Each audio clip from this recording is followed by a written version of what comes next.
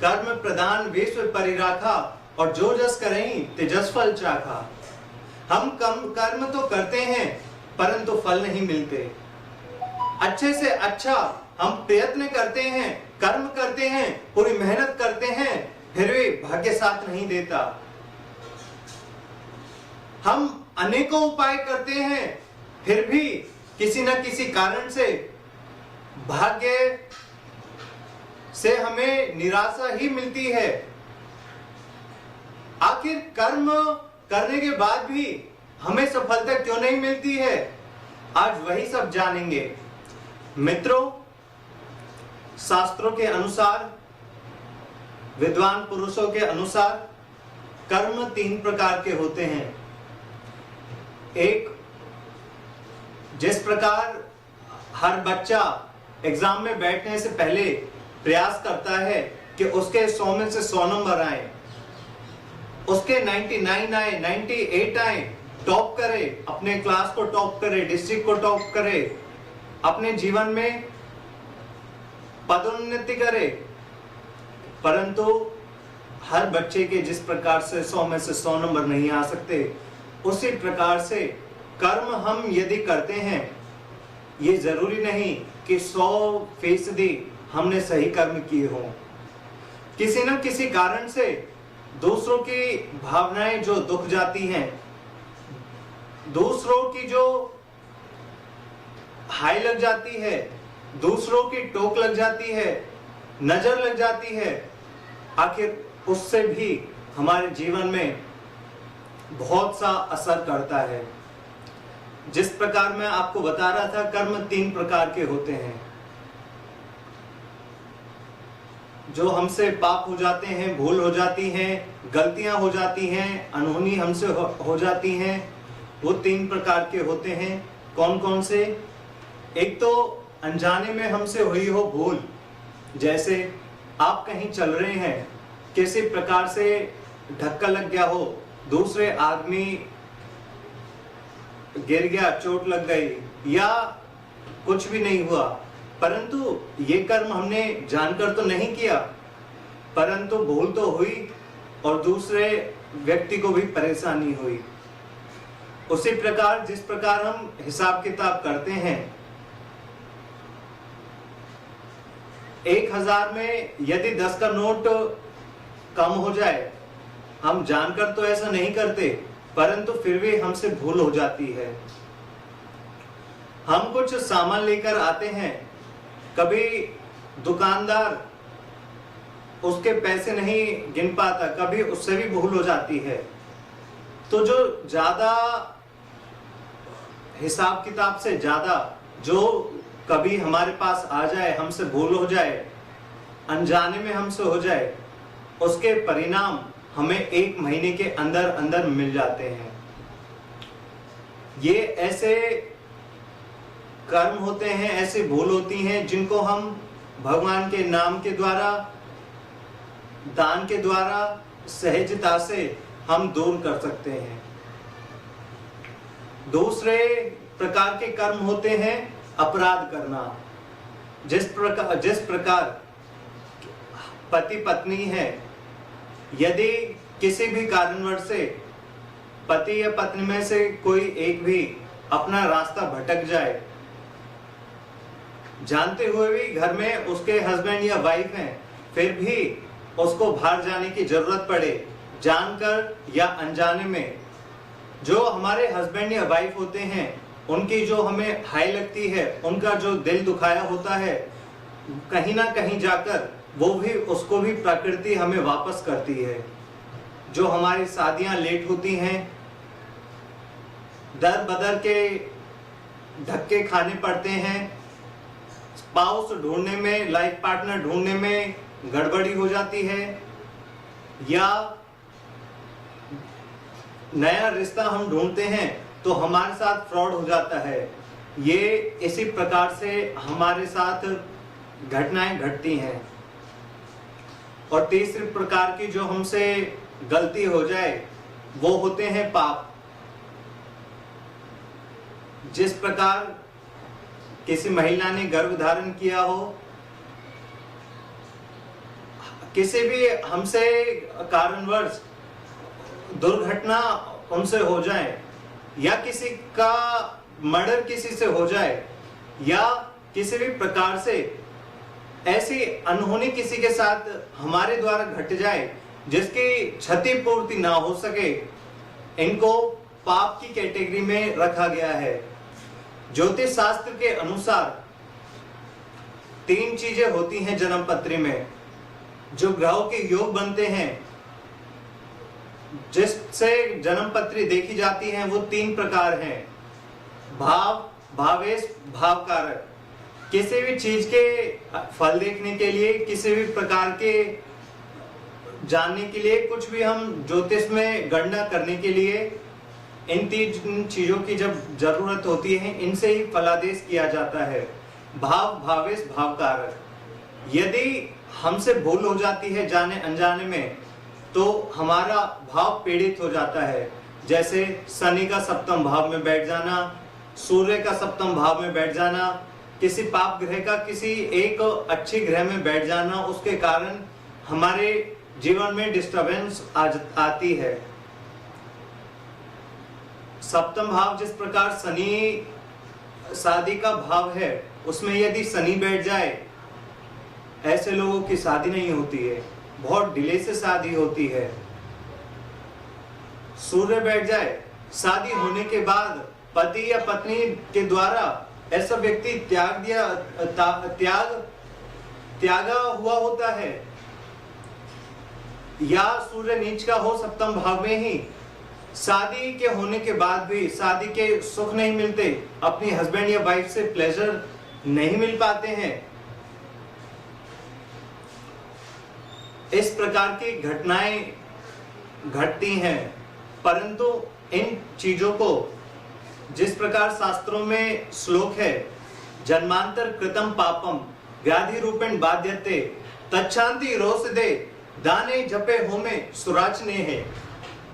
उनकी क्षतिपूर्ति करने के लिए, उसका पश्चाताप करने के लिए, उस भूल को सुधारने के लिए हमारे शास्त्रों में जो श्लोक है वो यह बताता है कि जन्मांतर कृतम पापम व्याधि रूपेण बाध्यते तच्छांति रोषदे दाने जपे होमे सुराचने हैं।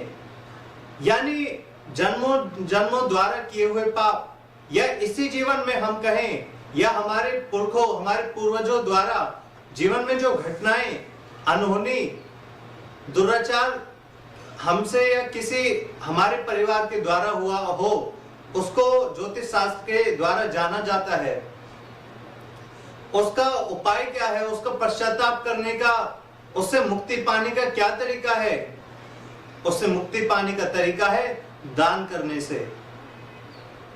यदि किसी की शादी में डिले हो रही है, शादी नहीं हो रही है, बार बार प्रयत्न करने पर भी जो दूसरी पार्टी होती है, जो जिसको हम ढूंढ रहे हैं, उससे बनते बनते बात बिगड़ जाती हैं, ऐसे लोगों को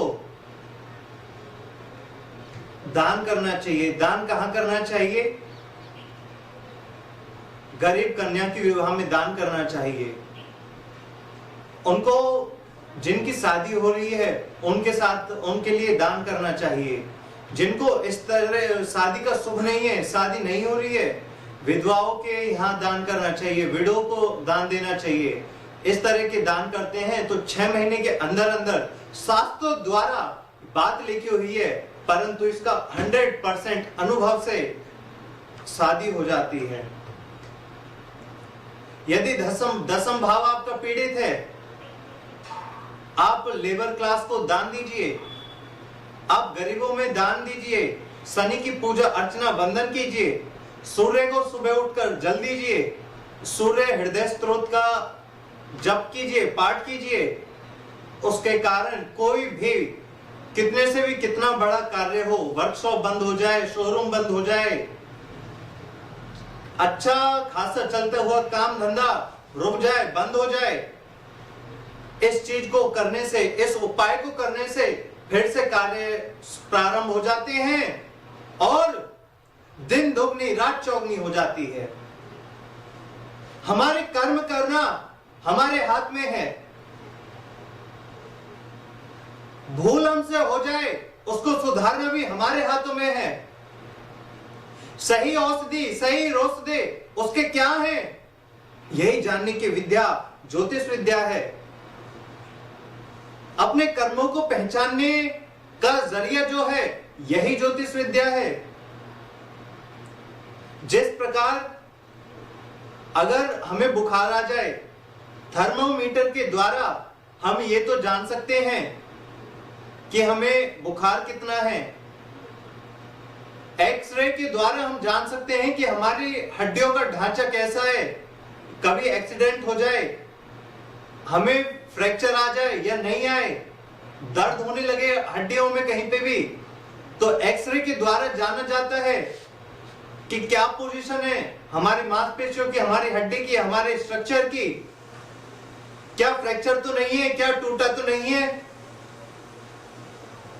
और यदि टूटा हुआ आता है उसका उपाय करना पड़ता है। डॉक्टर लोग सर्जरी करते हैं, प्लास्टर करते हैं, फ्रैक्चर लगाते हैं, दवाई देते हैं, गोलियां देते हैं, उसके बाद जाकर के आदमी ठीक हो पाता है। ठीक उसी प्रकार से हमारे कर्म हैं। यदि कर्म हमारे बिगड़ जाएं, उन कर्मों को ठीक करने की दवा कोई है, औषधि कोई है, तो वो है मंत्र जाप। मंत्र जाप मम दृढ़ विश्वासा, कटे हो पाप के वेद पुराना। मंत्र जाप से, मंत्रों की शक्तियों से, भजन कीर्तन से अपने पापों को कम कर सकते हैं। हमारे जीवन में भाग्य साथ नहीं देता है, मंत्रों का उच्चारण करने से हमारी नौकरी लग जाती है, काम धंधे शुरू हो जाते हैं, बड़े बड़े पदोन्नति पर पहुंच जाते हैं, बड़े बड़े सपने साकार होने लगते हैं। जीवन में जो कभी सोचा भी नहीं होता है वो भी साकार होने लगता है। अपने कर्मों को हमें पहचानना चाहिए। हमसे कभी भूल हो जाए उसका पश्चाताप हमें दान देकर करना चाहिए, मंत्र जाप करके करना चाहिए, हवन करके करना चाहिए, एवं गुरु सानिध्य में जाकर के करना चाहिए। अपने जीवन में अच्छी संगति के पास जाकर के करना चाहिए। हमारे कर्म कब बिगड़ते हैं? हमारे कर्म जब बिगड़ते हैं जब हम मर्यादा का उल्लंघन करते हैं।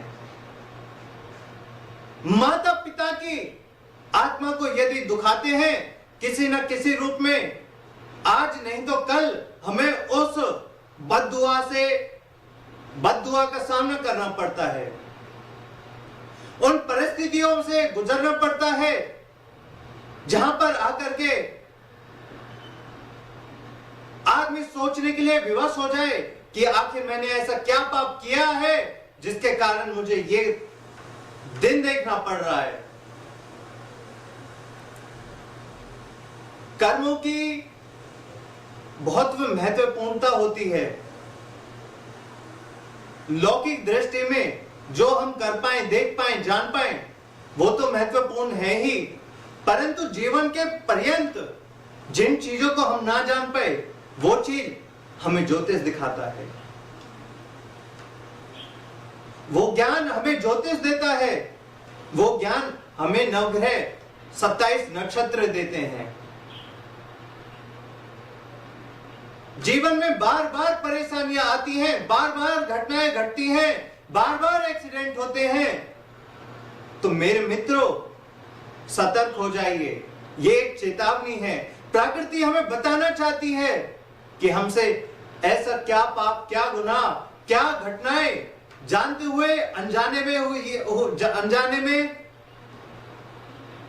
या किसी मकसद के साथ कभी हमने किसी की आत्मा दुखाई है, तब जाकर के हमें उन परिस्थितियों का सामना करना पड़ता है।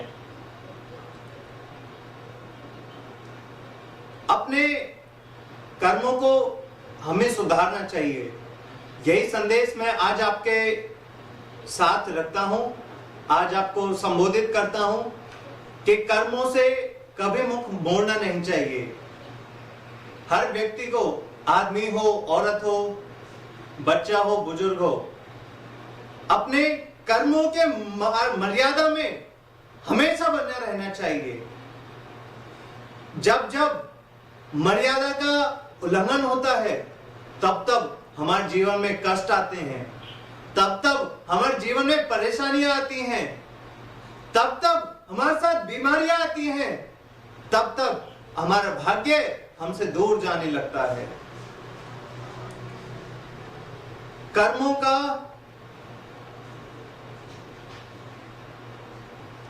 जो ज्ञान है बड़े बुजुर्गों से, ज्ञानी लोगों से, संत जनों से, विद्वत जनों से हमें लेना चाहिए और अपने जीवन को देखना चाहिए। जिस प्रकार से हम शीशे के सामने खड़े हो जाएं, तब हम देख सकते हैं कि आज हम कैसे लग रहे हैं, हमारे नाक, कान, गाल कैसे हैं, हमने किस तरह के वस्त्र पहने हैं। ठीक उसी परिवेश में ज्योतिष शास्त्र के अनुसार हमारी डेट ऑफ बर्थ से, हमारे टाइम से, हमारी बर्थ प्लेस से यह जाना जा सकता है कि हमारे साथ किस प्रकार के कर्म जुड़े हुए हैं, हमारी प्रकृति हमसे किस प्रकार के कर्म करवाना चाहती है, किस प्रकार के सुख हमें देना चाहती है, या किस प्रकार के दुख हमारे जीवन में लेके आने वाली है। सुख को, अच्छे समय को तो हम अच्छी तरह व्यतीत कर देते हैं, पता ही नहीं चलता कि ये खुशियां कब आई और कब चली गई। परंतु जीवन में जब दुख आते हैं, आदमी को ऐसा झंझोर कर रख देते हैं कि एक विचार मन में आता है कि हम आत्महत्या कर लें।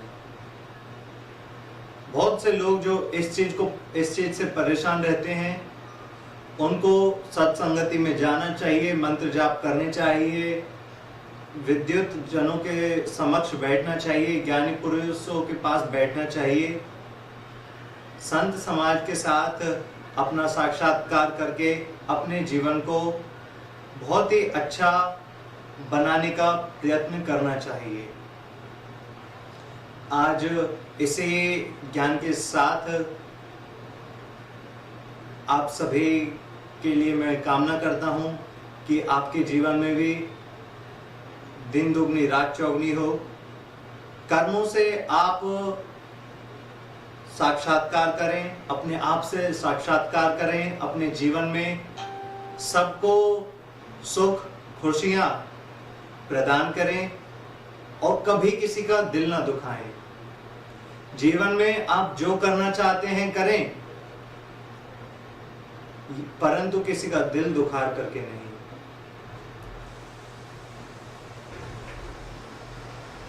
रामचरितमानस में गोस्वामी तुलसीदास जी कहते हैं, भगवान राम भी सुबह सुबह उठ करके अपने माता पिता के चरण स्पर्श करते थे। प्रातः काल उठ के रघुनाथा, माता पिता गुरु नावे माथा। यदि हम माता पिता के, गुरुजनों के आशीर्वाद प्राप्त करते हैं, कृपा प्राप्त करते हैं, तो हमारा जीवन खुशियों से भर जाता है और एक नई लहर, एक नई भाग्य, एक नए जीवन का आगाज हमारे जीवन में हो जाता है। यही इसी संदेश के साथ आज आपसे जुड़ के बहुत अच्छा लगा। आपका दिन अच्छा रहे, खुशियों से आपकी जिंदगी भर जाए। साथ में जुड़ने के लिए आपका बहुत बहुत धन्यवाद। नमस्कार।